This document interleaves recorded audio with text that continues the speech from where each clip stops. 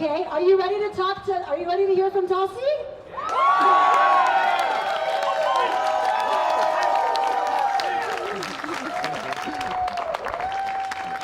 you thank Mark and Becky again? Mark's there? Mark's in, or Becky's good manager. Okay, thank you. How about a hand for our very own Yvette? She's a powerful woman in a small package. Don't underestimate Yvette. She's made grown men cry. Thank you all so much for coming here today. And Mark, right? Thank you so much for hosting us. This is Mark's place. Jackson's is Mark's place. We called him, less than 48 hours ago, saying, hey, can you help us out? Thank you so much. Really, really awesome to be here in such a great space, and thank you for bringing your little girl to come and join us. And who is Becky? Becky's the manager here, who's been very, very helpful to us, as well as Becky outside right now. She's probably working inside.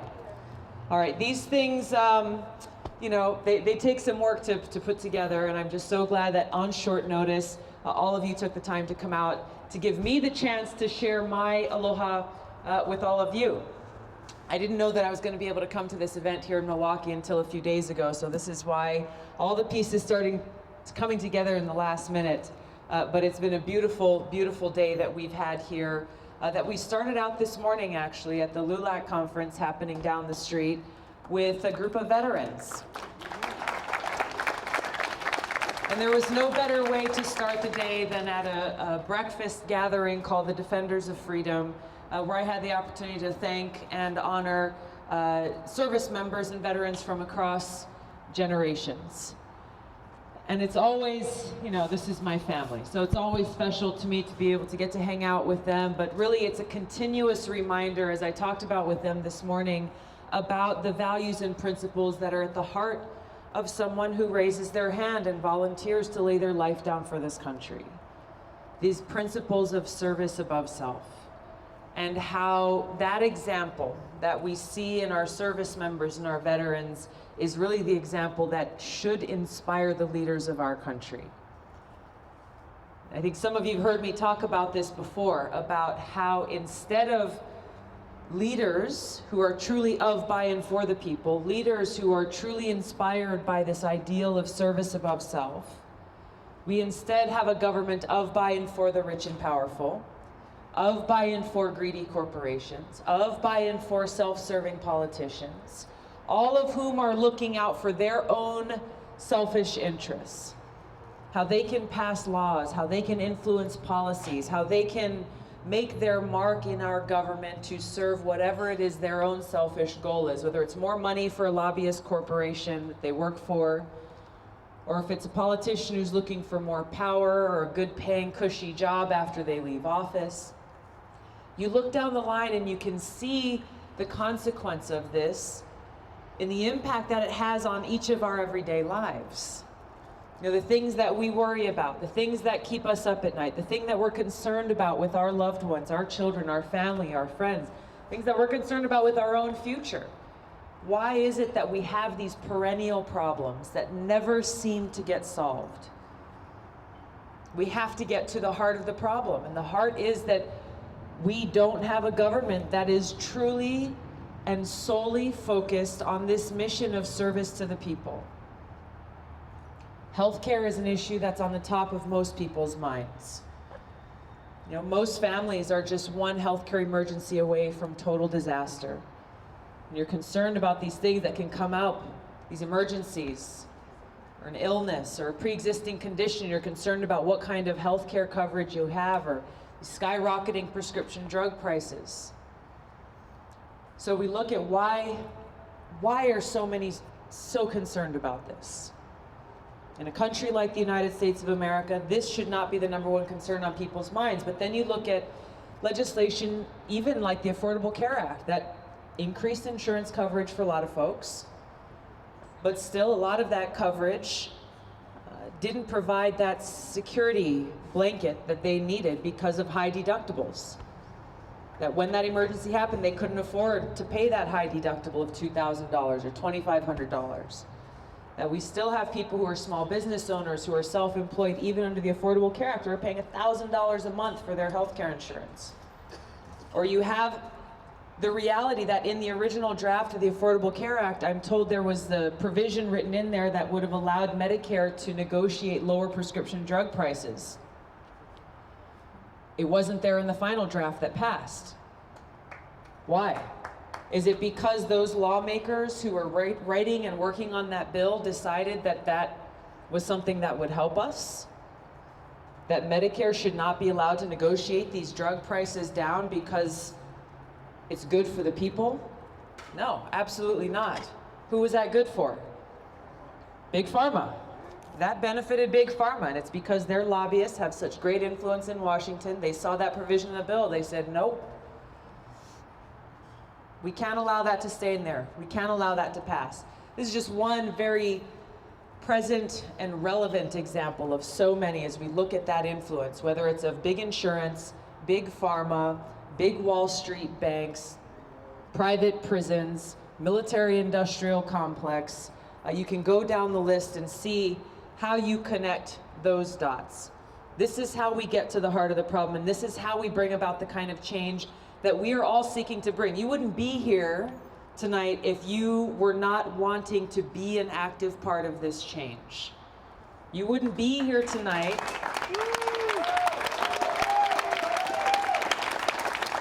You wouldn't be here tonight if you didn't already know in your heart of hearts that it is only when we, the people, rise up and make sure that our voices are heard can we bring about the kind of systemic change that we need to see. Yes, there are a ton of policies that the Trump administration has pushed forward, a lot of changes they've made that I find to be very harmful to the people of this country. Policies that I oppose, but I also know that there were people suffering in this country before November of 2016. And if we're serious about making change, if we're serious about winning this election so we can make change, we have to address those deeper seated problems. Those folks who felt left behind, who felt unheard, who felt ignored by a government not of by and for the people, but a government of by and for the very few, the very richest and the most powerful. So living out and bringing about this vision that our founders had for us, a government of, by, and for the people, are not words that we should take lightly. This is the mission that we all have, and the only way we bring this about is when we hold leaders accountable and we use the power of our voices in the many ways that we can. Yes, at a very basic level in how we cast our vote, but it's using our voices to bring about that kind of change, to hold accountability every single day. Raising awareness around different issues, helping get others involved and engaged in the process, bringing people together, bringing people into the fold who maybe gave up a long time ago on our whole political system. I am heartened, I'm a little sad, but I'm also heartened every day as I look, and every day I see comments on my social media channels, or we get emails from people saying, you know, I haven't voted in 20 years, or I've never participated in a campaign. Your campaign is the very first one I've ever contributed to in my life. I'm grateful to have that trust and that confidence and that support, but it's a sign of how far we have to go. How far we have to go to strengthen our democracy and make sure that our voices are heard, to make sure that we can pass big change, like making sure we have health care for all. Hi, Rebecca. Nice to see you. To make sure that every sick American in this country is able to get the care that they need, regardless of how much or how little you have in your pocket. To bring about the kind of bold investments that we need to make sure that we all have clean air to breathe and clean water to drink. What a novel concept. Clean air to breathe and clean water to drink, the two most basic things that every one of us needs to live, to survive. What to speak of to thrive, to make sure that we have a safe and beautiful home, planet that we can enjoy and live in today, but that will still be there thriving and sustaining our kids and their kids and generations to come.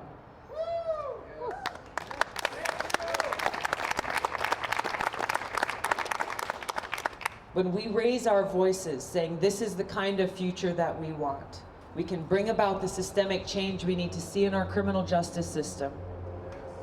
We're seeing in the news now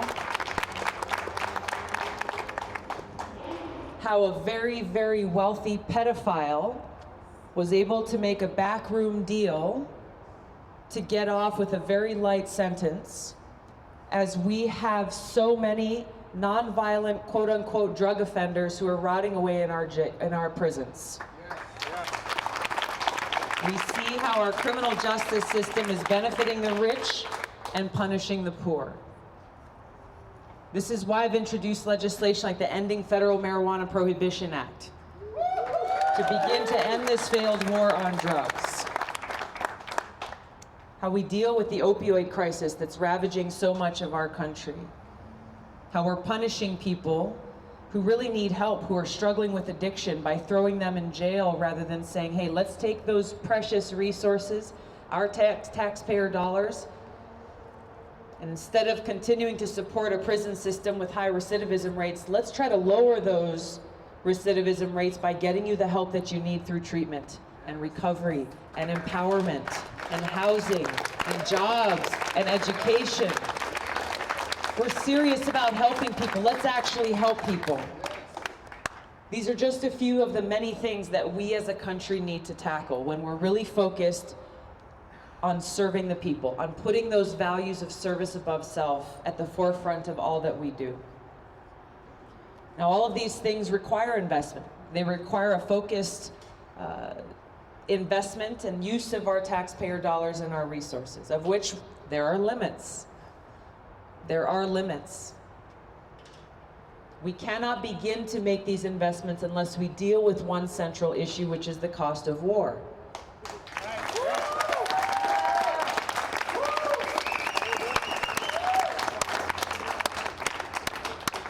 Now, this cost of war is something that in the room that I was in this morning at that breakfast with many different veterans, many who served in Vietnam and the Gulf War, and my generation of post 9/11 veterans, cost of war means something very personal to us. Those of us who've lost friends, who've paid the ultimate price. Those who have seen our fellow service members come home with both visible and invisible wounds. We've seen this terribly high human cost of war. But there's a price that every single one of us has paid, whether you've worn the uniform or not. Every time you've been told that there's not enough money to pay our teachers to provide our kids a good education.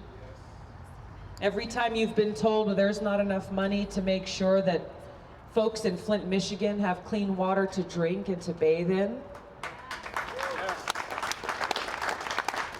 Every time we've been told that there's not enough money to invest in our infrastructure so we have safe roads and bridges. Every time we've been told there's not enough money to help people who are addicted to opioids because of big pharma's criminal actions in proliferating these drugs on our streets. Every time we are told no by these politicians, the very same ones who don't think twice before casting that vote or advocating for yet another wasteful regime change war, every one of us, every one of our families, every one of our communities is paying the price for war. This must end.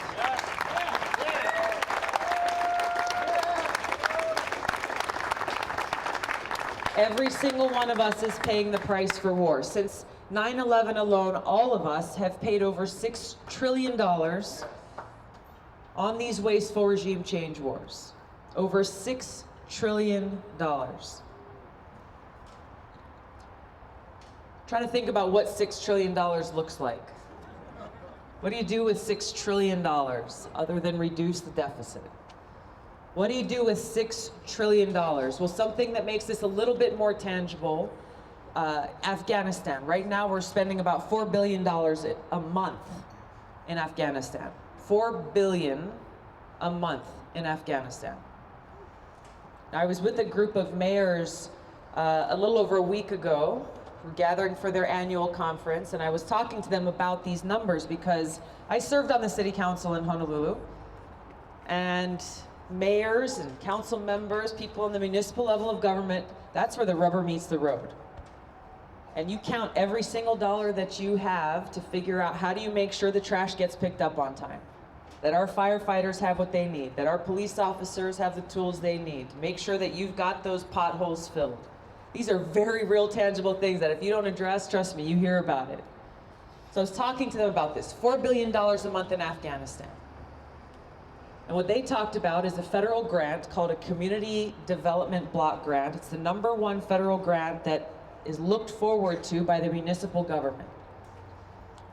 The amount of that grant that is split up nationally by every single community, town, city, county is $3 billion. $3 billion every year to cover the needs of the cities and counties across our country.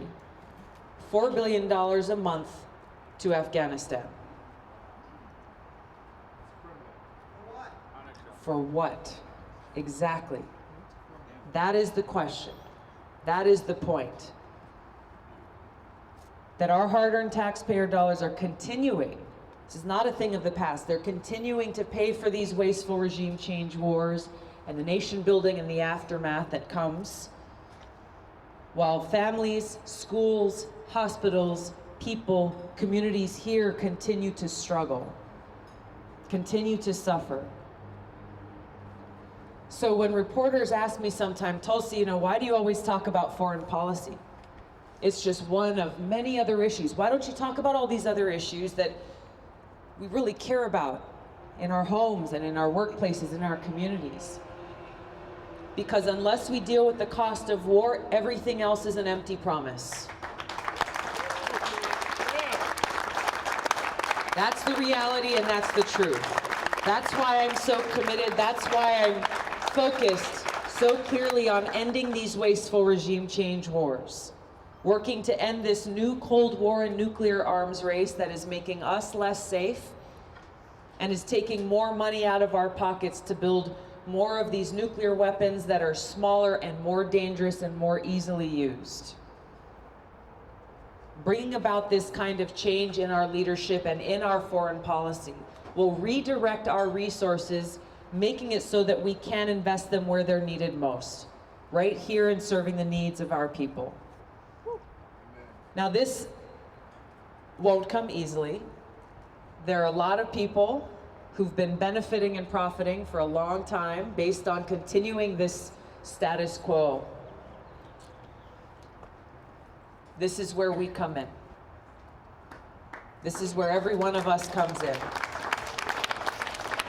Because we know that throughout history, anytime big change has happened, it's only happened when we, the people, have risen up and said, we demand action. We demand change. No more of these wasteful wars. We are going to put our people and our country